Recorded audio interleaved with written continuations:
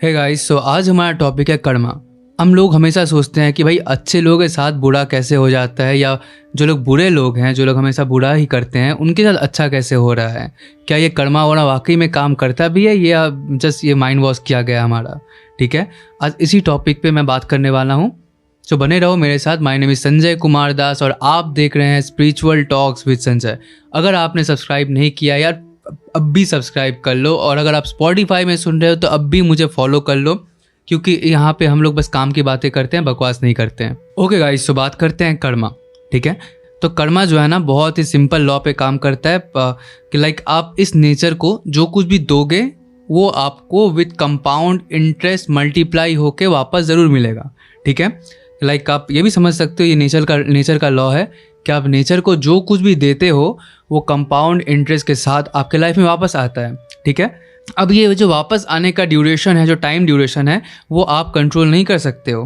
ठीक है, वो कोई डिवाइन पावर कंट्रोल करते हैं या वो किसी सिस्टम के द्वारा कंट्रोल होता है। ठीक है, जो एक पर्टिकुलर टाइम पे आपके लाइफ में वापस आता है। कहा जाता है आपके जो अच्छे कर्म होते हैं ना, उसी टाइम पे वापस आते हैं, मल्टीप्लाई होकर के आपके पास वापस आते हैं जब आपको उस चीज़ का सबसे ज़्यादा ज़रूरत पड़ता है। ठीक है, ये कहा जाता है। तो यही बेसिकली कर्मा है। और ये क्या बोलते हैं, लॉ ऑफ अट्रैक्शन में भी लोग इस चीज़ को बहुत यूज़ करते हैं। इसी चीज़ पे बेस्ड होता है लॉ ऑफ अट्रैक्शन कि लाइक आप वही सोचो, ऐसे ही मैंने ऐसा ही अपना विज़न रखो, अपना थॉट ऐसा रखो कि वही नेचर तक जाए और वो आपके जीवन में रिफ्लेक्ट होकर वापस आ जाए। ठीक है, लाइक आप ऐसा थॉट क्रिएट करते हो, वो थॉट नेचर से रिफ्लेक्ट होके आपके लाइफ में वापस आ जाता है।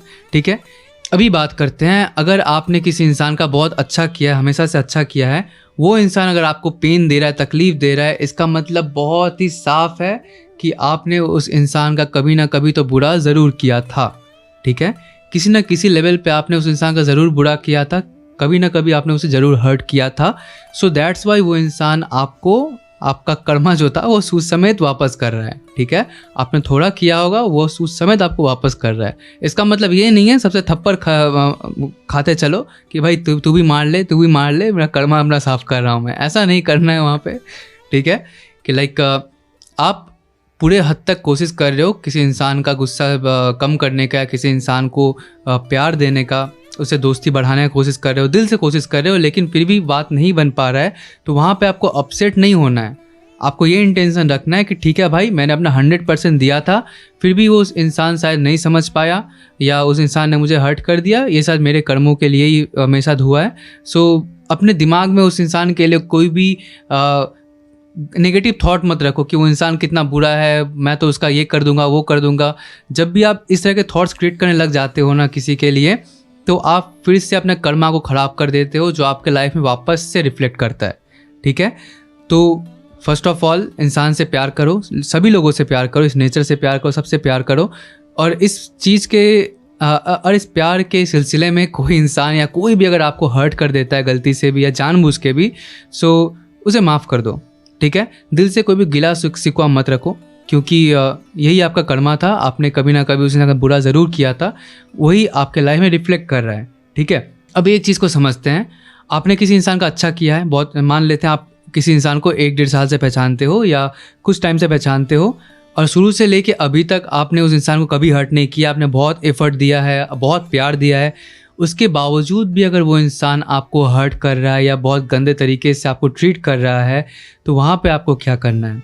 फर्स्ट ऑफ ऑल जाके उस इंसान से बात करो, ये कॉमन सेंस है। ठीक है, वहाँ पे सब प्रॉब्लम सॉल्व करने की कोशिश करो, लेकिन यहाँ पे अपने दिमाग में, अपने दिल में कोई भी नेगेटिव थॉट्स मत रखो, क्योंकि हो सकता है आपने पिछले जन्म में उस इंसान के साथ कुछ गलत किया था, वो आपको इस जन्म में वापस मिल रहा है। हम अपने हिंदुइज़्म में बहुत ही ज़्यादा इस चीज़ पे विश्वास करते हैं, पुनर्जन्म पे बहुत ज़्यादा विश्वास करते हैं। रीबर्थ का कंसेप्ट है हमारे हिंदुइज़्म में।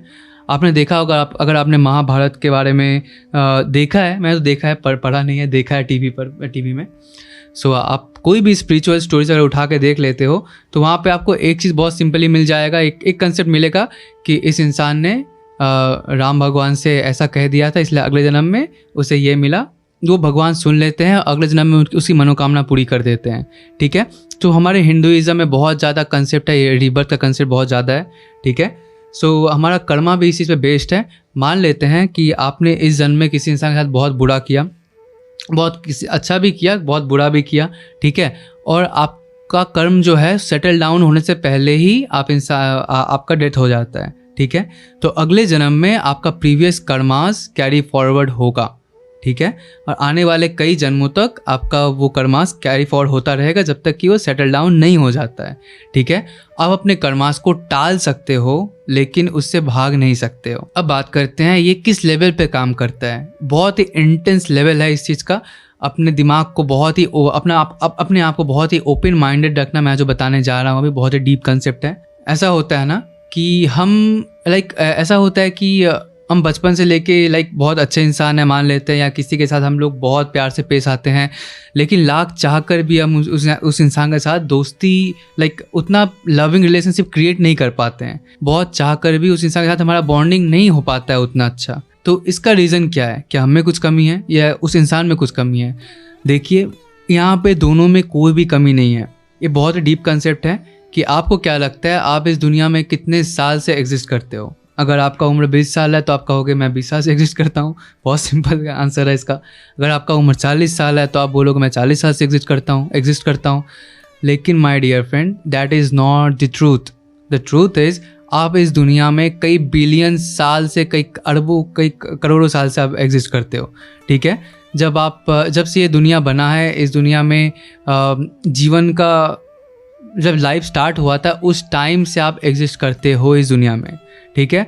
कभी आप इस दुनिया में डायनासोर के रूप में आए थे, कभी किसी कीड़े के रूप में आए थे, कभी मछली के रूप में आए थे, कभी कोई बंदर बन के आए होगे, और अभी आप इंसान बन करके आए हो। समझ रहे हो मैं क्या कह रहा हूँ, ठीक है। तो इतने जन्मों के दौरान आपने जितने भी कर्म किए हैं, हो सकता है बहुत सारे कर्म सेटल डाउन हो चुके हैं, मतलब आपका बैलेंस से टैली हो चुका है, ठीक है।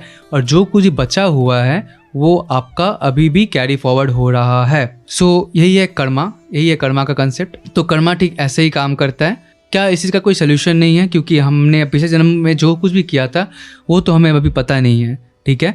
तो पिछले जन्मों के वजह से अगर हमारे अभी के जन्म में रुकावटें बन रही हैं, अगर हम ग्रो नहीं कर पा रहे लाइफ में हमारे पुराने कर्मास की वजह से, तो कैसे उसको अवॉइड करें या कैसे उस चीज़ को हील करें, ठीक है। तो इसके लिए भी बहुत सारे प्रेयर्स हैं, बहुत सारे टेक्निक्स हैं जिससे आप अपने प्रीवियस कर्मास को रिलीज़ करते हो।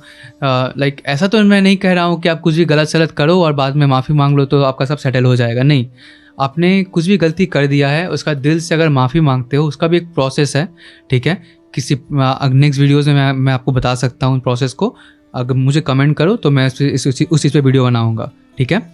तो बहुत सारे टेक्निक्स हैं जिससे आपके पुराने कर्मास थोड़े बहुत अवॉइड हो सकते हैं, आपको माफ़ी मिल सकती है नेचर से, ठीक है। तो यही था आज का content. I hope you guys will like it. नीचे कमेंट में बताओ कि आपको कैसा लग रहा है मेरे कंटेंट्स। और अगर स्पॉटिफाई में सुन रहे हो तो मुझे अभी तुरंत फॉलो कर लो। यूट्यूब पे अगर देख रहे हो तो वीडियो को लाइक करो और शेयर तो करो यार, बहुत ज़रूरी इन्फॉर्मेशन था। और अगर आप मुझसे जुड़े रहना चाहते हो तो अभी मेरे चैनल को सब्सक्राइब कर लो। मैं मिलता हूँ आपसे अगले कंटेंट में, तब तक के लिए tata bye bye, take care, जय श्री कृष्णा।